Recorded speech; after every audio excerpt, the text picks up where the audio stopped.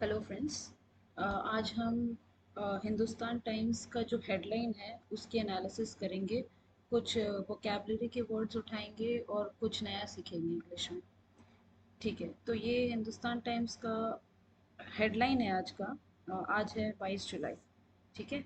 Bye done, ये just एक humerus तरीका है बाइडन लिखने का। ये न्यूज़पेपर वाले जो आर्टिकल्स लिखते हैं ये कुछ इंटरेस्टिंग बनाने के लिए ऐसे लिखते हैं। Biden drops out of race, endorses Kamala. अब एंडोर्स का मीनिंग क्या होता है? एंडोर्स का मीनिंग होता है to give official support publicly. ठीक है, मतलब सामाजिक रूप से उसको मतलब उसकी घोषणा करना, सामाजिक घोषणा करना। ठीक है, मतलब एक सपोर्ट देना लेकिन सबके सामने। ठीक है, तो हमने सीखा endorse which means to give support to someone publicly. ठीक है, ओके। तो अब ये आर्टिकल जो है बेसिकली बहुत ही इजी इंग्लिश में लिखा गया है। इसमें कुछ खास मुश्किल वर्ड्स नहीं मिलेंगे आपको, फिर भी फटाफट से पढ़ लेते हैं। For election day, no press, press means short form for president, has bowed out this lead. अब बाउड आउट, बाउड आउट क्या होता है ये हम जानेंगे, पहले अंडरलाइन करके रखते हैं। ये आता है कैटेगरी में जिसको बोलते हैं फ्रेजल वर्ब्स।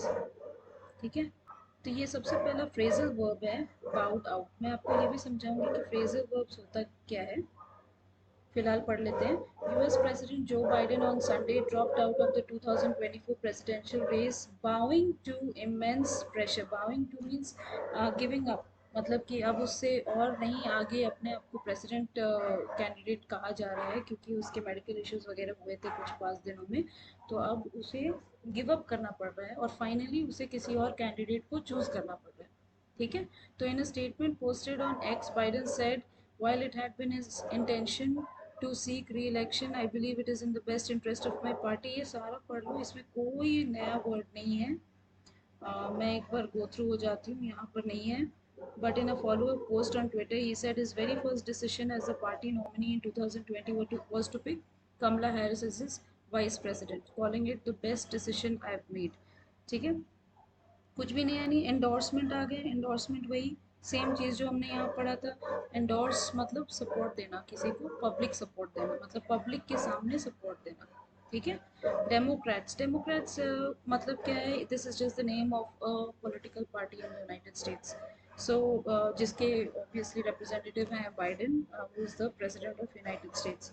सो डेमोक्रेट्स, उसने बोला, बाइडेन ने बोला, Democrats it's time to come together and beat Trump, let's do this. अच्छा, कमला हैरिस, ऐसा कहा जाता है कि अगर वो प्रेसिडेंशियल कैंडिडेट बनेंगी तो she will be the first non white female and the first Indian American candidate for US presidency. ठीक है, अभी सेम पॉइंट्स वापस से होते हैं न्यूज़पेपर में यूजुअली ना, सेम पॉइंट्स बार बार लिखते हैं। तो जस्ट स्किम रीडिंग करते हैं, मतलब शॉर्ट में रीडिंग करते हैं। ज़्यादा डिटेल्स में पढ़ने से आप कंफ्यूज हो जाओगे और बोर भी हो जाओगे। तो ये सारे तो सेम ही है, मुझे नहीं लगता है इसको पढ़ने की कोई ज़रूरत है फिर से। अच्छा, यहाँ पर देखो, यहाँ पर एक वर्ड है, लास्ट पैरा में आओ। डेमोक्रेटिक पार्टी ग्रैंडीज एंड लीडर्स, एक और वर्ड आया ग्रैंडीज, वो हाइफिनेटेड है, देख लेना एक बार। ग्रैंडीज एंड लीडर्स, तो ग्रैंडीज क्या है? Grandees are people of high rank. ठीक है, तो डेमोक्रेटिक पार्टी में जो हाई रैंक वाले लोग हैं उनको ग्रैंडीज कहा गया है, पीपल ऑफ हाई रैंक को बोला गया है। ठीक है, तो democratic party grandees and leaders will now begin the process to nominate Biden's replacement with Harris, best placed to succeed, particularly after the president's endorsement. अभी ये बाइडेन ने क्या कहा, सेम चीज़ें बार बार हैं, फिर भी एक बार बाइडेन ने क्या कहा फिर से एक बार पढ़ लो। While it has been my intention to seek re-election, I believe it is in the best interest of, best interest का मतलब क्या होता है? कि पार्टी के हित में। ठीक है, जो पार्टी के लिए सही है और जो देश के लिए सही है वो बेस्ट इंटरेस्ट, किसी के हित में। ठीक है, फेवर में। ठीक है, and the country for me to stand down, यहाँ पर एक और आया है, स्टैंड डाउन। ये सब की मीनिंग्स हम एक एक करके जानेंगे। और थर्ड आया है, एक हमने यहाँ पर भी खोजा था, it has been board out हो गया। ठीक है,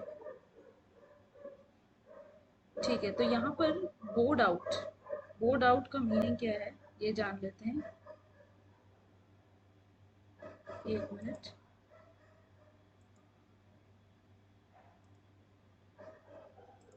ओके, बोर्ड आउट। तो बोर्ड आउट का मतलब है टू गिव अप। ठीक है, जो कोई काम कर रहा है उसको और नहीं करना चाहता है, तो उसको बोलेंगे bowed out to something, to give up something. Alright, तो बाइडेन यहाँ पर क्या बो आउट कर रहा है?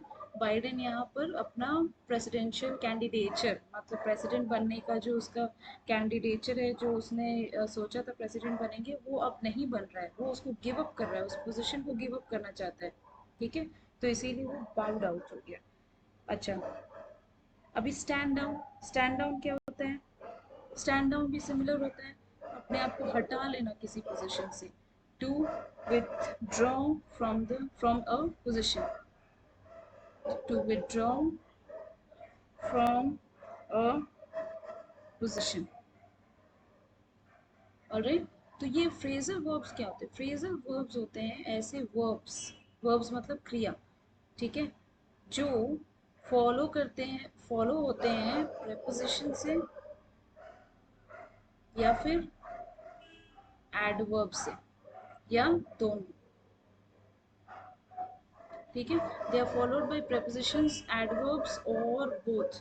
So phrasal verbs are those verbs that are followed by prepositions or adverbs or both, and they create a meaning on their own, अपना खुद का मीनिंग बना लेते हैं। ओके, जैसे स्टैंड, स्टैंड का मतलब खड़ा होना। ठीक है, तो स्टैंड डाउन, अगर स्टैंड के साथ preposition लगा देंगे डाउन, तो स्टैंड डाउन का मतलब हो जाता है to withdraw from a position, एक पोजिशन से अपने आप को हटाना। बो मतलब झुकना, लेकिन बाउड आउट का मतलब क्या होता है? टू गिव अप, कोई भी पोजीशन को गिव अप कर देना। So these are phrasal verbs. ऐसे बहुत सारे एग्जांपल्स मिलेंगे, जैसे मान लो कॉल ऑफ। कॉल का मतलब क्या होता है? बुलाना, लेकिन ऑफ अगर preposition हम लगा देते, कॉल ऑफ मीन्स कैंसिल, तो ये अलग ही मीनिंग खुद बना देता है अगर हम उसके साथ एक preposition ऐड कर देते हैं। तो these verbs are called phrasal verbs. Thank you so much.